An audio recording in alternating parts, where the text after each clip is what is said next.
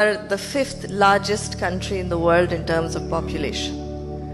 Can anyone here name the first four for me? Just shout it out. Who do you think set number one in terms of population? China, second, India, third, USA, fourth, Indonesia, and we're sitting at number 5. So, does population really contribute towards economic growth and development? Hands up for yes? It should. So how much do you think these top 5 countries in terms of population contribute to world GDP? Just as a percentage. Any guesses? 75. What else? So 40 is close. So 45% of world GDP is contributed by the top 5 countries in terms of population. When we pick up the top 10 in terms of population, that's almost 60% of world GDP. So clearly there's something here. But what do you think Pakistan's contribution is to world GDP?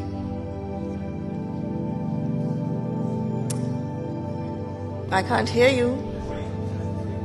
3%?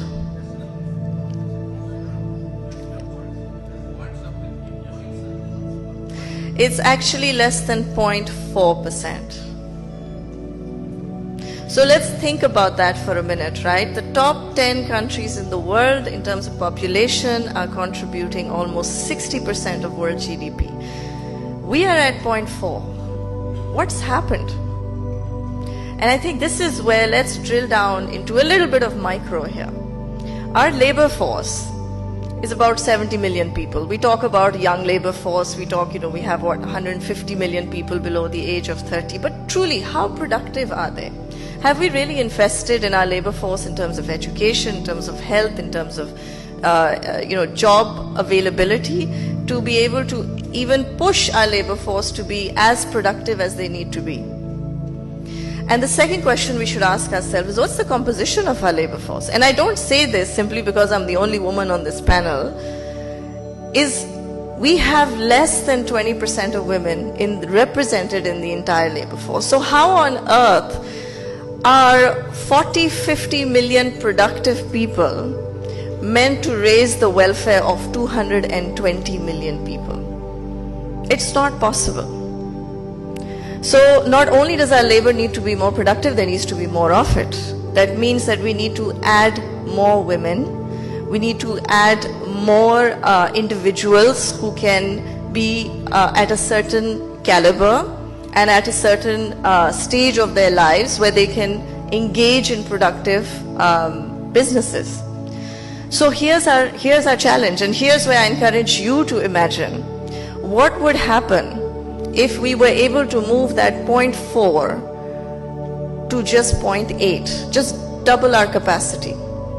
And that doubling our capacity will come from a wider labor force participation, greater productivity, investments in our labor force in terms of health, education, social welfare, etc.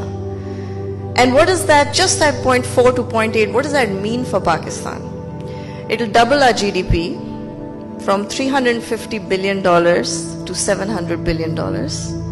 It will increase our middle class, which is currently about 20-25 million people, to almost 50 million people. And it will overall raise our understanding, our integration, our ability to relate to the world in a new way. So, let's take this as our unimaginable goal and say, how are we going to just use this strength that we have given, and it's a God-given strength, being number 5 in terms of the population metric,